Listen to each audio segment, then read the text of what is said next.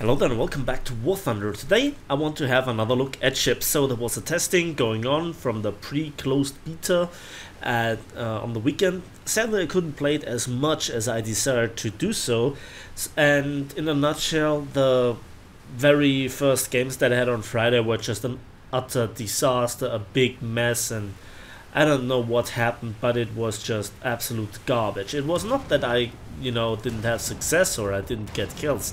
It was how it played out, and it was just, if you spawned at the wrong spawn point, you were just gun food, cannon fodder for the enemy team, and there was nothing that you could do about it, and it was deeply frustrating.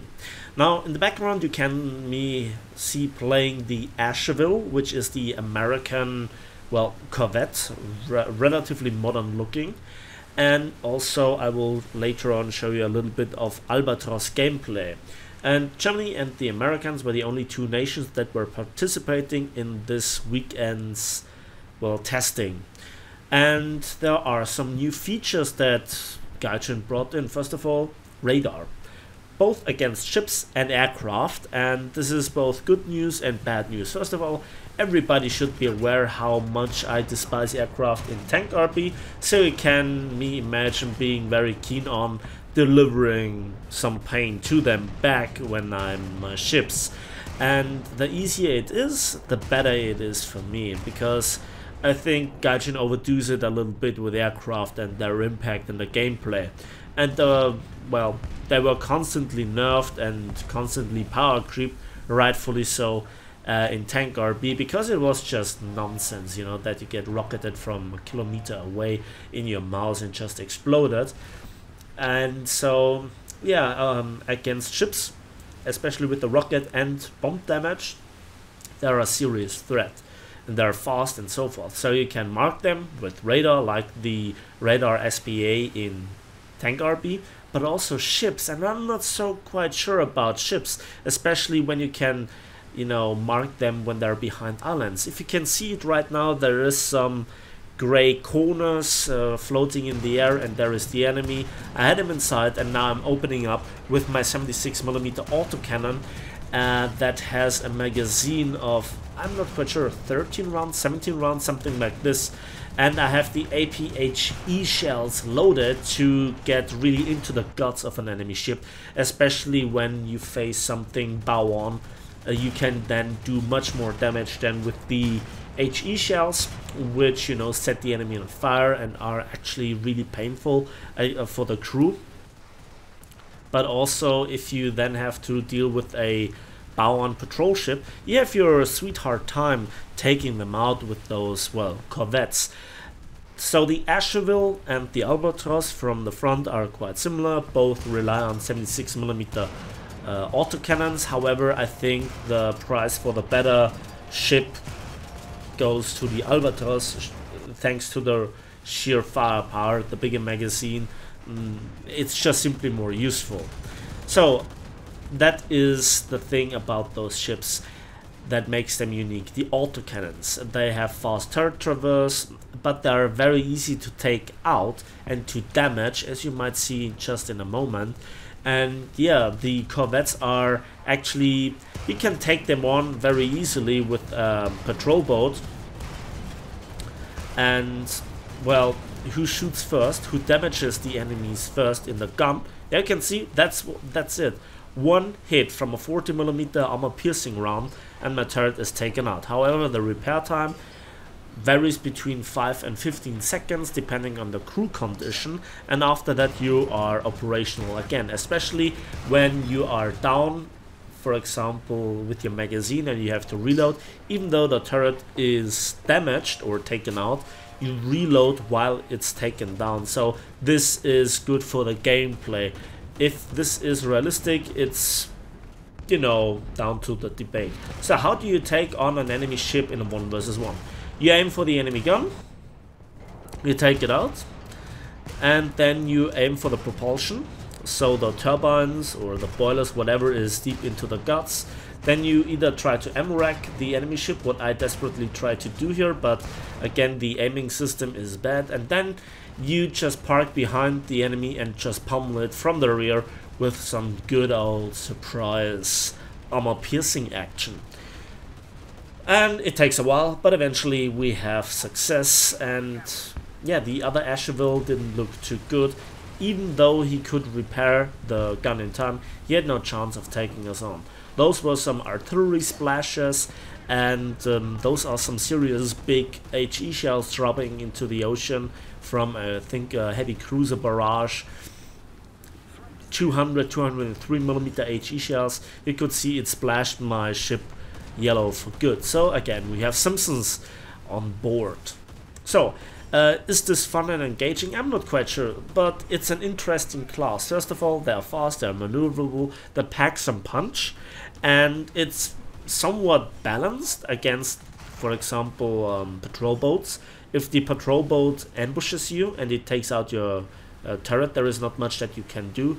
You have no rockets, you have no well, forward firing capacities other than your gun, and again, it's to be taken out very easily. And yeah, you have no torpedoes to defend yourself or otherwise do damage. And this then, well, leads to the discussion how those ships do against destroyers. To be honest, not very good.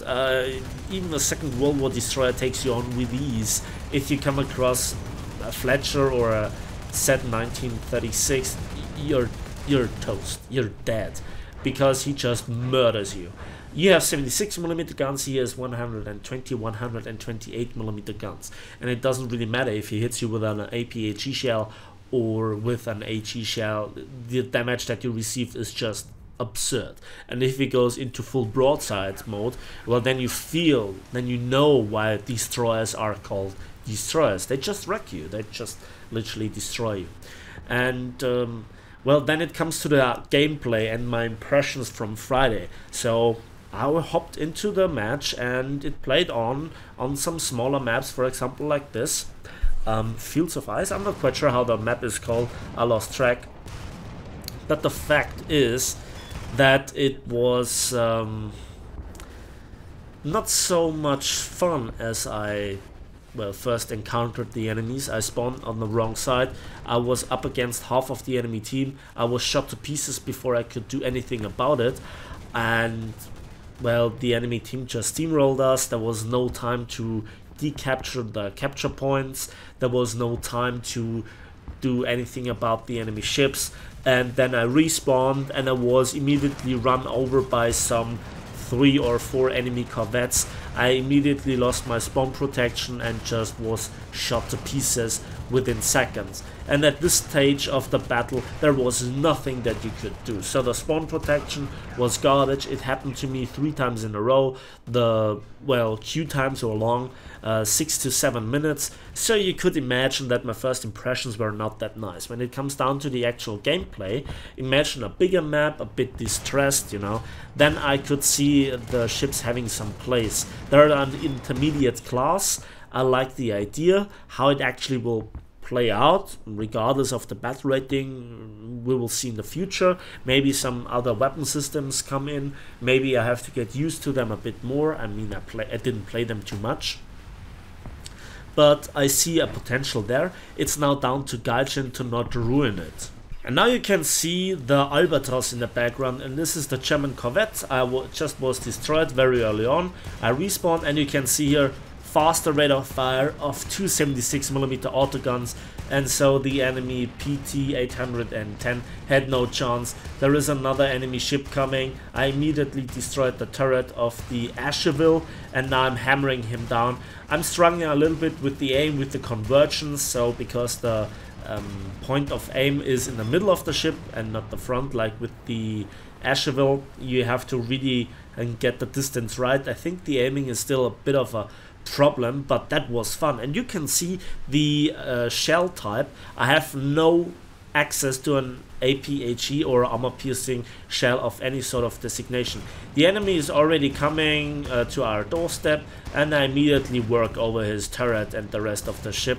This is an enemy Albatros, and I ram here the ocean bridge, you know, the bridge to the island, and I'm hammering him good. I'm taking out the compartment one by one, disabling the gun, and even the front gun has some amazing firepower. And just see how the, you know, compartments go black and get damaged. And yeah, he had a bit of a mispositioning. He is misfiring a lot. I'm bow tanking him. He can hit nothing but my bow, so this is a good strategy versus HE spam or even flak shells. But you know, you cannot bow tank of any sort against high explosive shells. And there is an aircraft coming in, and look at this. Oh, this is amazing. Yes, P400 down. And that just looked amazing. It felt amazing. The action on this ship is really, it's fun, you know, to just have this firepower, the rate of fire, the damage output. It's great. My sailing or driving of the ship here is not the greatest. Ignore it, you know, it's just for science, it's professional. You know, it's very professional, I'd say. Yeah, and that's actually the Albatros. So this is actually everything that I wanted to show you. Now, with those flak shells, this is the big winning step for me personally, because it reminds me, like in the very early days of War Thunder with the German SPA, for example, the you know, 37mm on this half track for the Germans. When you shot with the mixed belt into the air, tried to shoot down an aircraft, it did this little poofs around the aircraft, you know, the little flak explosions. And also the fact that I had to score multiple hits, but I also could hit the enemy aircraft with the relative ease multiple times over, was just something fantastic. And this is where I think it's a shame that I didn't play too much with this ship. I more or less concentrated on the American counterpart, which I regretted afterwards, to be honest, because, well, the ship seems to fit the meta a bit better. Yeah. So some long range shooting, and this is the radio proximity flak shell, so to speak. And it also works as contact HE. And yeah, this is where I try my luck against a ship that is on the other side of a ridgeline or an island, and there's also a destroyer. We have to capture Bravo and potentially also go for C. And there you can see the problems that I have with lobbing the shells over the island. Now both guns are firing. I hit the enemy turret.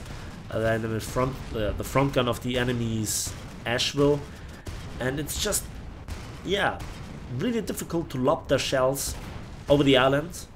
Now I get shot from the side, and I fire back and immediately destroy the enemy. Don't ask me how. I just work here. And again, I try to lob their shells over the island.